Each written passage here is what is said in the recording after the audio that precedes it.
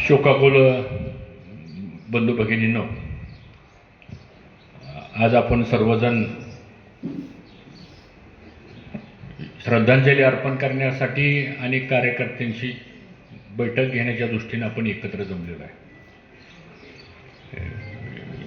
या श्रद्धांजलीच्या कार्यक्रमाला उपस्थित असलेले आमचे सहकारी श्री अप्पासाहेब जगदाळे, आपल्या उमेदवार अंकिता पाटील आणि शिवाजी उर्फ दादा मोहिते, आमचे अध्यक्ष तेजसिंग पाटील, उदयसिंह पाटील, अशोक भाऊ गोगरे, त्याचप्रमाणे मयूर पाटील, संग्राम पाटील, दत्तामामा गोगरे, महादेवरावजी घाडगे, मनोज, सगळेच उपस्थितीत आहेत आणि आपणही सर्वजण या श्रद्धांजलीच्या कार्यक्रमासाठी उपस्थित आहात.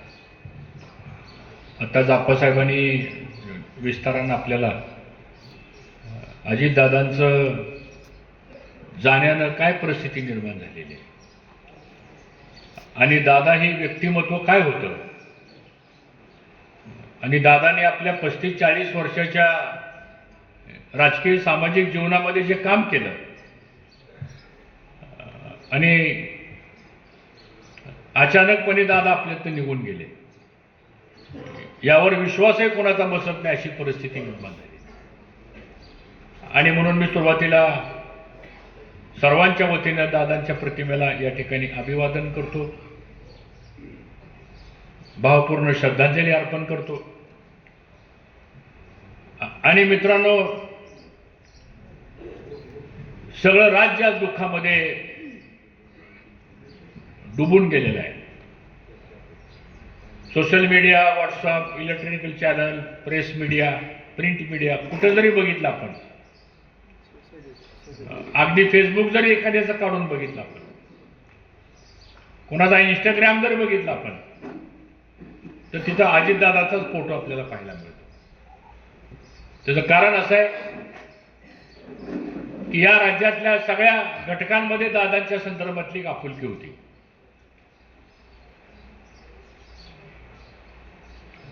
ज्याचा उल्लेख आप्पासाहेबांनी केला. ही गोष्ट खरी आहे की मागच्या 10-15 दिवसापूर्वी आणि 2-2.5 महिन्यापासून मी बघत होतो की दादा एकदम हळवे झाले होते. 8-9 वेळा आमच्या बैठका झाल्या. मला म्हणले, हर्षवर्धन आता संघर्ष किती वर्ष करायचा? आपल्या संघर्षामुळे खाली संघर्ष होतोय आणि खालच्या संघर्षामुळे गावागावात भांडणं लागत आहेत आणि खालच्या गावातल्या वादामुळं विकास थांबतोय आणि सगळी एनर्जी, आपली सगळा वेळ, सगळी शक्ती ही वाद करण्यामध्ये जायला लागलेली आहे. त्यामुळे आता आपण थांबू, सगळे एकत्र येऊ. आमची बैठक झाली. मग कृषी मंत्री मामा असतील, अप्पासाहेब असतील, आमचे तेजसिंह पाटील असतील, हनुमंतराव कोकाटे असतील, सगळी प्रमुख मंडळी एकत्र बसली. नंतर अशोक भाऊलाही दादानी बोलवून घेतलं आणि अशोक भाऊंची पण वेगळी चर्चा केली आणि सांगितलं आता आपल्याला आत्ताच्या परिस्थितीत एकत्र यावं लागेल आणि कायमस्वरूपी आपण आता एकत्र काम करू. ही महाराष्ट्राला गरज आहे, तालुक्याला गरज आहे. आणि म्हणून मित्रांनो, एकत्र येऊन निवडणुका आणि सगळ्या प्रोसेस कराव्यात, हा निर्णय या ठिकाणी झाला. दादांची कामाची पद्धत, सकाळी 6 वाजता उठून काम करणारा महाराष्ट्रातला एकमेव नेता म्हणजे दादाच होता. प्रशासनावरची पकड, प्रत्येक प्रश्नाचे अचूक ज्ञान असणारा आणि सामान्य माणसाला त्याचं काम जलद गतीने करून देणारा, अशी त्यांची कार्यशैली होती काम करण्याची. पण आज दुर्दैवानं ते आपल्यामध्ये नाही आहेत. फार मोठी पोकळी ही आता निर्माण झालेली आहे. मग आम्ही सगळ्यांनी एकत्र येऊन ठरलो की आता 24 जागा लढवायच्यात आपल्याला. 5 मिनिटांमध्ये निर्णय झाला. कोणी आग्रह धरला नाही. त्यांनी सांगितलं की ही नावं आपल्याला फायनल करायची आहेत. ती नावं फायनल झाली मग मला दादा म्हणले वडापुरीच्या गटामध्ये आप्पासाहेबांना आपल्याला सांगावं लागेल आणि तिथं त्यांचा उमेदवार द्यावा लागेल. मी म्हणलं दादा काय हरकत नाही. आणि मग आप्पासाहेबांना सांगितलं, भरणे मामांनी सांगितलं, आणि मग त्या गटामध्ये आप्पासाहेब सांगतील त्या पद्धतीने उमेदवार ठरवा. आणि मग तिथं यश याला उमेदवारी त्या ठिकाणी जिल्हा परिषदची मिळाली. आणि मग सगळं एकत्रितपणाने ठरलं की ह्या पद्धतीने आपल्याला काम करायचं. दादाने एक वाक्य उच्चारलं, ते माझ्या कायम अंतःकरणात राहून गेलेलं आहे. ते म्हणले आता संघर्षाचं राजकारण करण्यापेक्षा एकीचं विकासाचं राजकारण आपण. संघर्ष करून आणि वाद करून झालं गेलं सगळं. आता मी पण दादांच्या विरोधामध्ये, त्यांची राजकीय परिस्थिती वेगळी असायची, आमची राजकीय परिस्थिती वेगळी असायची. झाले आपसातले आपसात त्या ठिकाणी ती राजकीय लढाई होती. कधी व्यक्तिगत कौटुंबिक आणि व्यक्तिगत संबंधामध्ये कधी त्याच्यामध्ये आपण आड आलो नाही. आणि मग आपण सगळ्यांनी निर्णय घेतला. आम्ही दिलगिरी व्यक्त करतो, आम्हाला येऊन कार्यकर्त्याला सांगता आलं नाही, कारण वेळच इतका कमी होता की 16 तारखेला मीटिंग झाली, 18 तारखेला पुण्यात बैठक झाली, 19 तारखेला संध्याकाळी त्यांनी यादी दिली आणि 21 तारखेला फॉर्म भरायची मुदत संपली. आता ह्या सगळ्या प्रोसेसमध्ये ह्या सगळ्या घडामोडी इतक्या जलद गतीने घडल्या आणि त्यामुळं फारसं काही कोणाशी चर्चाही करता आली नाही. पण आम्ही जो निर्णय घेत होतो ते साधारणतः व्यापक दृष्टिकोन डोळ्यासमोर होता की हा निवडणुकीपुरता निर्णय नाही. कारण आम्ही बघितलं 10-15 वर्षामध्ये गावगावचं वातावरण, गावगावचं राजकारण इतकं डोकाला जायला लागलंय की त्यातून कुणालाच स्वास्थ्य मिळेना, कुणालाच समाधान मिळेना. आणि राजकारण समाजकारण करताना जी मनापासून जे उखल लागती ती पण निर्माण होईना. आणि उगाच वडाताण करून आपण एकामेकाशी भांडतोय, ही अवस्था मित्रांनो झाली. आणि म्हणून आज सगळ्या तालुक्यामध्ये जवळजवळ 80-85% लोकांना हे मान्य झालं. आता 10-15% लोक अशी आहेत की त्यांना हे मान्य नाही. ठीक आहे, आम्ही त्यांना समजून सांगण्याचा प्रयत्न करू, त्यांच्या काही शंका असतील त्या दूर करण्याचा प्रयत्न करू. आणि म्हणून आता एकच गोष्ट आपल्याला करावी लागेल. एका बाजूला दुःखाचा डोंगर आहे, पवार कुटुंबावरती फार मोठं दुःख आलेलं आहे, त्यातनं कसं सावरायचं. दुसऱ्या बाजूला आपल्यावर दुःख आलेलं आहे. जसं आपल्या एखादा घरातला माणूस गेल्यानंतर दुःख होतं तशा प्रकारचं दुःख आपल्यालाही झालेलं आहे. त्यातून आपण कसं सावरायचं. आणि तिसऱ्या बाजूला डॉक्टर बाबासाहेब आंबेडकरांनी लिहून दिलेल्या घटनेप्रमाणे जे संविधान आहे त्या संविधानाप्रमाणे निवडणुकीचा कार्यक्रम पण लागलेला आहे. एक अभूतपूर्व परिस्थिती आहे, समजून घ्या. ही परिस्थिती अशी आहे की एका बाजूला दुःखाचं संकट आहे आणि दुसऱ्या बाजूला कर्तव्यही आपल्याला बजावावं लागणार आहे. मग आता कर्तव्य बजवायचं म्हणल्यानंतर ती 7 तारीख तर काय डावलून चालणार नाही. मतदान तर घडवावंच लागणार आहे आपल्याला. आणि म्हणून जिल्हा परिषद करता अंकिता पाटील आणि आमचे दादा मोहिते पाटील ह्या दोघांना पण घड्याळ चित्रासमोरचं बटन दाबून त्यांना पुढची 5 वर्ष काम करण्याची संधी आपण द्यावी. आता 24 उमेदवार जे उभा राहिलेले आहेत तसं जर बघितलं तर हे 24 उमेदवार हे दादाने उभा केलेले उमेदवार आहेत. कारण दादा पक्षाचे अध्यक्ष त्यांच्या सहीनं एबी फॉर्म हा उमेदवारांना दिला गेलेला. त्यामुळे हे 24 उमेदवार दादांचे आहेत. आणि हा दादा आपल्यामध्ये नाहीये. दादा बारामतीला कशाला आलती विमानानं? जिल्हा परिषदेच्या निवडणुकीचा प्रचार करायला. दुर्दैवानं प्रचार न करता दादा आपल्याला सोडून गेले. आता प्रचार तर आपल्याला करावा लागेल. पक्षानं प्रोटोकॉल जाहीर केलेला आहे. साधेपणानं प्रचार, कुठेही सभा नाहीत, कुठेही हारतोरे नाहीत, कुठेही वेगळ्या पद्धतीची प्रचाराची आखणी नाही. पण आपल्याला सगळ्याला उद्याच्या 7 तारखेला आपल्याला मतदान करावं लागेल. माझी एक विनंती आपल्याला आहे की 9 तारखेला ज्यावेळेस आपली मतमोजणी होणार आहे, लक्षपूर्वक ऐका. आपण सर्वजण मोठ्या संख्येने इंदापूरला या 9 तारखेला.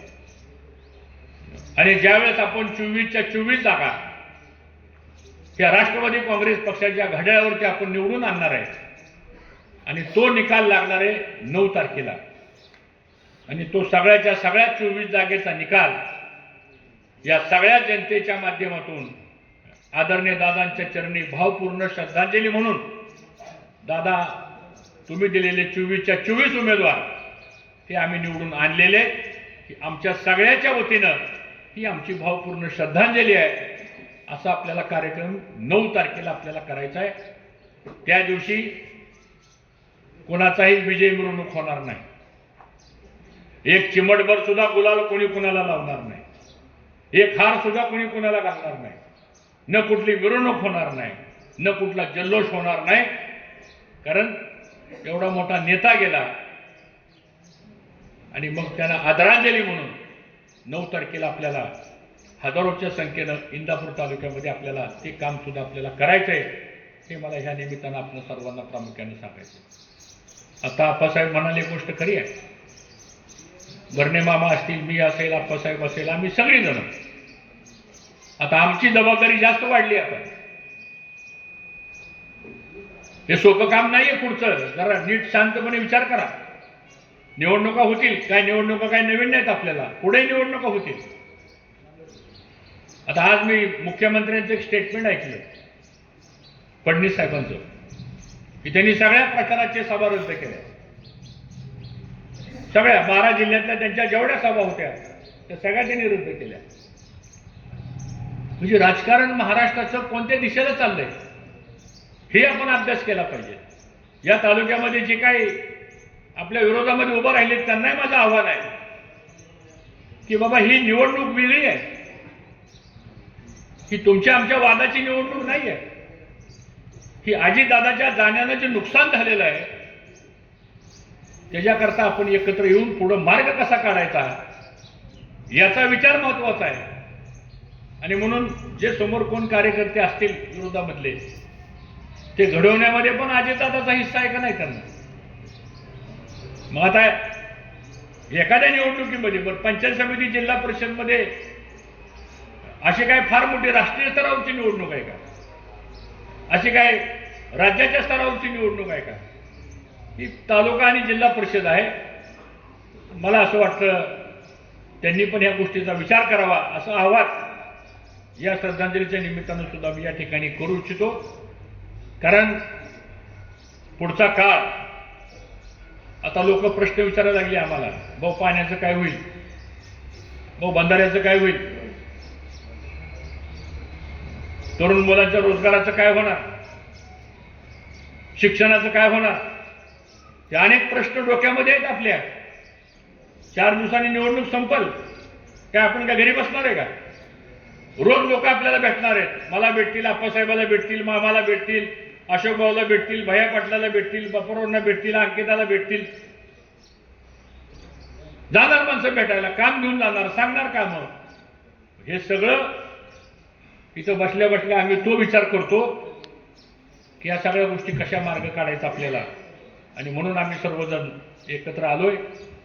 कुणी याचा गैरसमज किंवा ह्याचा अपप्रचार कृपा करून ह्या बाबतीमध्ये कोणी करू नये. आणि आज जी काही अभूतपूर्व परिस्थिती आपल्यावर आलेली आहे ती आपल्याला मार्ग काढावा लागणार आहे. ह्या तालुक्यामध्ये कैलासवासी भाऊंनी 50-60 वर्ष ह्या तालुका उभा केला असतो. भाऊंच्या नंतर घोलप साहेबांनी काम केलं. त्यानंतर गणपतराव पाटलांनी 10 वर्ष आमदार म्हणून काम केलं. तुम्ही आम्हाला संधी दिली, 20 वर्ष आमदार, राज्यमंत्री, कॅबिनेट मंत्री म्हणून ह्या तालुक्याची सेवा आपण केली. गेले 10-12 वर्ष झालं भरणे मामा काम करतायत, आप्पासाहेब काम करतायत. हे कोणाची कामं करतो आम्ही, काय बाहेरच्या माणसाची कामं करतो. याच भागाच्या लोकांची कामं आपण करतो. आज 3 साखर कारखाने आपल्या तालुक्यामध्ये आहेत. जशी आपल्या शरीरामध्ये रक्तवाहिनी आहे तशी शेतकऱ्याची आर्थिक वाहिनी काय आहे त्याचा उल्लेख अंकितांनी केला. ती आर्थिक वाहिनी म्हणजे आपली साखर कारखाने. आज पुणे जिल्हा मध्यवर्ती बँक आहे, तिथं आप्पासाहेब आहेत, बर्ने मामा आहेत. हे 3 कारखाने आपल्याला चांगले चालवायचे म्हणल्यानंतर बँक आपण सगळे एकत्रपणानं, तेही सगळेजण आपल्याला मदत करतायत, आपणही सगळेजण एकत्र काम करतोय. आणि शेवटी आमचा सगळ्याचा हेतू काय, की सामान्य माणसाला मदत झाली पाहिजे, सामान्य माणसाचं आर्थिक जीवन सुधारलं पाहिजे, ही दादांची शिकवण आम्हा सर्व कार्यकर्त्यांना आहे. आणि म्हणून मला असं वाटतं, दादांनी जी अपेक्षा व्यक्त केली होती की आपण एकत्र या, गुन्ह्या गोविंदानं आपण काम करू. आणि जर संघर्ष असाच राहिला, शांतपणे विचार करावं काय असतं ग्रामपंचायती निवडणुकीला, किती वाद असतो. आणि आता काही निवडणुका काही सोप्या राहिल्यात वेळ, बघतोय आपण काय चाललंय ते. जरी असंच राहिलं तर मला वाटतं पुढं माणसं, चांगली माणसं सुद्धा उभा राहायला मिळणार नाहीत आपल्याला. ही वस्तुस्थिती आहे, काय वेगळं सांगतो अशातला भाग नाही. आणि म्हणून ह्या सगळ्या गोष्टीच आपल्याला जर एकत्र करायच्या असतील, आणि म्हणून मला असं वाटतं ह्या तालुक्यामध्ये आता पुढची 4 वर्ष आता कुठल्या निवडणुका नाही.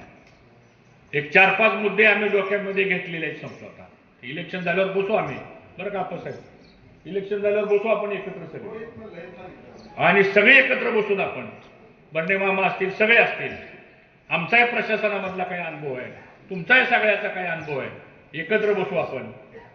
आता वहिनी उपमुख्यमंत्री झालेले आहेत, त्यांच्याकडे आपण जाऊ, आणि या तालुक्याच्या हिताचे प्रश्न असतील की जे राज्याचे प्रमुख असतील त्यांच्यापर्यंत आपण जाऊ. पण ह्या तालुक्यामधले जे प्रश्न आहेत, मग ते बंधाऱ्याचे प्रश्न असतील, ते 22 गावाचे प्रश्न असतील, ते आरोग्याचे प्रश्न असतील, ते शैक्षणिक क्षेत्रातले प्रश्न असतील, ते तरुणांच्या बेकारी दूर करण्याकरता रोजगाराचे प्रश्न असतील, या तालुक्यामधल्या शेतकऱ्याला 2 पैसे अधिक देण्याचे विषय असतील, या सगळ्या प्रश्नांच्या बाबतीमध्ये आपल्याला एकत्र काम करावं लागणार आहे. एक क्षणभर विचार करा, 3 साखर कारखाने, 30 लाख टनाचं गाळप, 3000 रुपयाचा दर, 1200 कोटी रुपयाचं केन पेमेंट, 400 कोटी रुपयाचं वाहतुकीचं पेमेंट, आणि 40 कोटीचा कामगारांचा पगार. किती पैसे झाले हिशोब करा बरं, हिशोब करा की. हे सोपं काम आहे का? हे सगळं कशाकरता करतोय आपण? शेवटी ह्या निवडणुका हे सगळं एकत्र आलोय आपण, हे केवळ आणि केवळ आपल्या सगळ्यांच्या पुढच्या पिढीचा. आता आपण असंच भांडत बसलो की पुढची पिढी काय करणार? बरं, काही लोक आहेतच ही पेटलंच पाहिजे सारखं संपलं, इजलं नाही पाहिजे. काय अशी काही लोक असतात, त्याला मी दोष देत नाही, तो स्वभावाचा भाग असतो. आणि म्हणून आज आपल्या सर्वात जबाबदारी आलेली आहे. आज दादा आपल्यामध्ये नाहीये. शेवटी आपल्याला पुढच्या पिढीला चांगले संस्कार द्यायचे आहेत. काही तांबडपट आयुष्यभर कोण घेऊन आलेलं नाही. आणि मग चांगले संस्कार द्यायचे असतील आपल्याला, तर वातावरण हे शांततेचं आणि संयमाचं असलं पाहिजे. आज आमच्या सगळ्यावर जबाबदारी, रात्र झोप येत नाही मित्रांनो. मोठं काम आहे आता हे जिल्ह्यातलं. हे सगळं दादा एकटं बघत होते सगळं. आणि त्यामुळं खऱ्या अर्थानं दादांना जर श्रद्धांजली द्यायची असेल तर त्यांनी जे काही इच्छा व्यक्त केली ती एकत्रित काम करा आणि एकत्र राहा. मला असं वाटतं तो संदेश घेऊन तुम्ही आम्ही सर्वजण पुढे जाऊ. काय असं कोणाचं वैयक्तिक दुश्मनी नाही ना, काही नाही. आपल्याला एकत्रच सगळ्याला राहायचंय. आणि म्हणून मी जास्त वेळ आपला काही घेणार नाही. हा गट आहे बावडा लोमीवाडी गट, हा पूर्वीपासून आपल्या विचाराचा गट आहे. त्यामुळे आता इथं मी असेल, आप्पासाहेब असतील, प्रशांत बापू असतील, भैया पाटील असतील, मयूर असेल, अशोक भाऊ असतील, दत्तात्रय आमचे घोगरे असतील, माधवराव गाडगे, सगळी आता सगळ्याची नावं घ्यायची म्हणलं तर नाव राहील कुणाचं. हे आपल्या सगळ्याचं हे कुटुंबातला गट आहे. मग आपल्या कुटुंबातला गट आहे बोलल्यानंतर आता आपल्या सगळ्यांनी मिळून या गटामध्ये सगळं पॅनल टू पॅनल कसं मतदान होईल. नाही तर मग खालीवर एका दुसरं मतदान जर चुकीचं झालं तर त्याचाही संदेश चांगला जाणार नाही. आणि आता सगळेच कार्यकर्ते सगळ्यालाच माहीत असल्यामुळं प्रत्येक घरातला उमरा त्याचा कौल कुणाच्या बाजूने आहे की काय, आता आम्हाला 40 वर्ष आम्ही तीच बघतोय. त्यामुळे तसं आता सगळ्याला माझं सांगणं आहे की आता ह्या 4-5 दिवसामध्ये सगळ्यांनी अंग झटून मतदान आपल्याला कसं आपल्याला घड्याळावरती करता येईल अशा प्रकारचा प्रयत्न आपण सर्वजण करा. मी अभिवचन देतो आपल्याला. आम्ही आप्पासाहेब सगळी मंडळी मामासहित तुमच्या पाठीशी आम्ही ठाम उभा राहू आणि कुठल्या प्रकारची अडचण आपल्याला भविष्य काळामध्ये सुद्धा येणार नाही. फक्त तुम्हीही तेवढ्याच ताकदीनं उद्याच्या या सगळ्या निवडणुकीच्या प्रक्रियेमध्ये आमच्या मागं ठाम उभा राहा, एवढीच अपेक्षा व्यक्त करतो आणि दादांना भावपूर्ण श्रद्धांजली अर्पण करतो. आणि आपण सर्वांनी 2 मिनिटं उभा राहून या ठिकाणी आदरांजली अर्पण करावी.